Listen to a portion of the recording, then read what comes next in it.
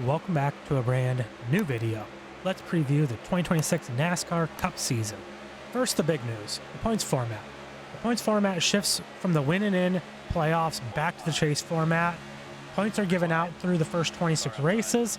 After race 26, the top 16 in points will get their points reset, with the leader getting 2,100 points. Second getting 2,075. Third gets 2,065. Fourth gets 2,060, and each position further down has a 5-point gap, and a 16th getting 2,000 points. Wins no longer qualify for automatic chase eligibility. The race winner now gets 55 points, second still gets 35 points, and all other points remain the same. Drivers still get a bonus point for fastest lap, and stages still remain. The season starts in Daytona on February 15th at 2:30 p.m. on Fox. After Daytona, they'll go north to Atlanta. A week later, NASCAR heads west to Austin, Texas, and Circuit of the Americas. Continuing the trip west is Phoenix, with coverage shifting to FS1. NASCAR then turns north to Las Vegas. Up next, it's back east for Darlington, which moves up 2 weeks. Martinsville rounds out the month of March. Bristol opens up April on April 12th after a week off. Kansas moves up 2 weeks ahead of Talladega in Texas. Kansas marks back-to-back races on Fox. NASCAR will then head to Alabama and Talladega Superspeedway to round out April, and the last race on Fox. May 3rd, NASCAR is back in the Lone Star State for Texas Motor Speedway, with coverage shifting to FS1. Moving up the schedule from August, NASCAR will make its second road course appearance at Watkins Glen. A week later, NASCAR moves to Delaware and the All-Star race at Dover. This is Dover's only date on the schedule and the last race on FS1. May 24th features the Coke 600 and the first night race of the season, with coverage shifting to Prime Video. NASCAR will then head to Music City and Nashville for another night race. Michigan is up next on June 7th. The Tricky Triangle of Pocono follows on June 14th. And then a new entry to the calendar is San Diego. Rounding out the first half of the schedule in the month of June is Sonoma in the fourth and final road course race of the schedule. Sonoma will also kick off the in-season tournament and TNT's coverage of the schedule. Chicagoland makes its return to the calendar on July 5th. Chicagoland last hosted a race in 2019.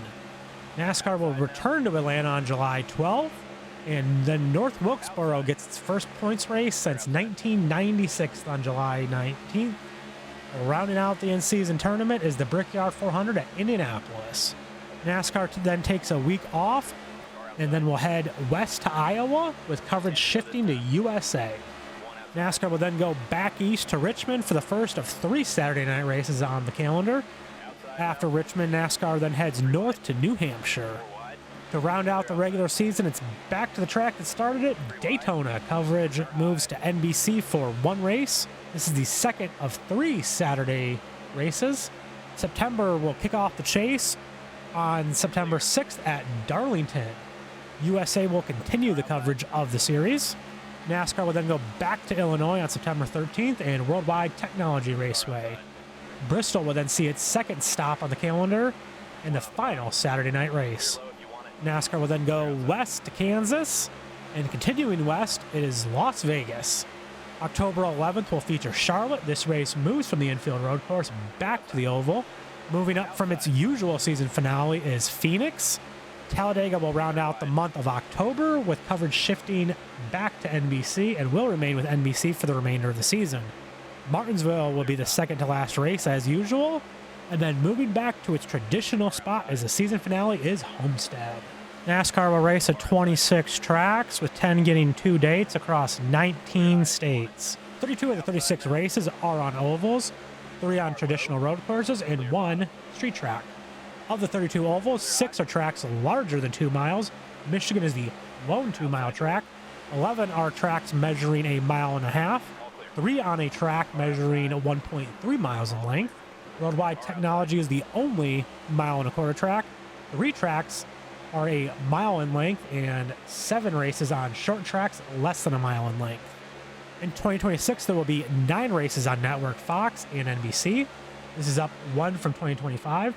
Fox will have 5 and NBC will have 4. FS1 will have 7 races, while USA gets 10. and TNT gets 5. Prime Video will get 5 races, including the Coke 600. In 2026, the most popular start time is 3 p.m. with 13 races. 3:30 is second with 7, and 2 p.m. and 7 p.m. are tied in third with 4 each. 4 and 6 p.m. each have 2 races, leaving 2:30, 5, 5:30, and 7:30 all with just 1 race. Now let's look at the teams and drivers. First with Chevy. Chevy will feature a new body for the ZL1. They are the last manufacturer to bring a new body style. Haas factory team returns with Cole Custer. Haas does make the change from Ford to Chevy. Haas will bring back their technical partnership with Hendrick that they had when they previously ran Chevy. Hendrick returns its 4 drivers of Larson, Elliott, Byron, and Bowman. Hayek returns with Ricky Stenhouse Jr. Chef Boyardee will sponsor Stenhouse in 2 points races, the Daytona 500 and the first Talladega race. Colleague returns their drivers of Ty Dillon and AJ Allmendinger. Richard Childress Racing brings back Austin Dillon and Kyle Busch. Cody Ware will return to the 51 for Rick Ware Racing. Rick Ware Racing moves from Ford to Chevy. Rick Ware will also have a technical alliance with Richard Childress Racing. And now for the first change to the driver lineup as we move to Spire. Daniel Suarez is in the 7 now for Spire Motorsports. Michael McDowell returns to the 71 and Hocevar in the 77. Another driver change now at Trackhouse. Chastain returns to the 1. Zilich moves to the 88 while Van Gisbergen moves to the 97. Superfile will sponsor Van Gisbergen in the Daytona 500. Up next now is the Ford teams. All remaining Ford teams remain unchanged, with Front Row returning their lineup. Mystic Lubricants will sponsor Zane Smith in 2 races. RFK Racing returns their whole lineup. Fastenal will switch to its Bodyguard brand with RFK. Penske and Wood Brothers are returning all their drivers. Up next is Toyota. Like Ford, all Toyota teams return their driver lineups. There are no changes with 2311, Joe Gibbs Racing, and Legacy Motors Club. However, Freebird Southern Springwater will sponsor Chase Briscoe in 3 races. Columbia Bank will also sponsor Briscoe. Now on to some part-time entries. Beard Motorsports will run the Daytona 500 with Anthony Alfredo in the 62. Junior Motorsports will once again attempt the Daytona 500 with Justin Allgaier. Live Fast Motorsports will return with BJ McLeod in the 78. JJ Yaley partners up with New York Racing Team. Front Row will field a 4th car for Chandler Smith in the Daytona 500, running the 36 car. Garage 66 has partnered with Chad Fincham, Josh Balicki, and Casey Mears. Mears will attempt the Daytona 500 for the team. Southern Tier Security will sponsor Garage 66. RFK Racing will enter a 4th car in the Daytona 500 for Corey LaJoy in the 99. 2311 will run Corey Heim in the 67 for 12 races. Celsius joins 2311 and will serve as a sponsor for Heim in the August Daytona race. Robin Hood will sponsor Heim for the Daytona 500. Jimmy Johnson will run the Daytona 500 and San Diego race in the 84 for Legacy Motor Club. Connor Zilich is the only full-time rookie this year. Chevy has 17 chartered cars across 8 teams. Ford has 10 cars across 4 teams. And Toyota has 9 cars across 3 teams. NASCAR is increasing horsepower from 670 to 750 at tracks less than 1.5 miles and road courses. NASCAR has explicitly outlawed drivers using their hand to direct air around the window and window net during qualifying. A driver caught doing this will be disqualified from qualifying.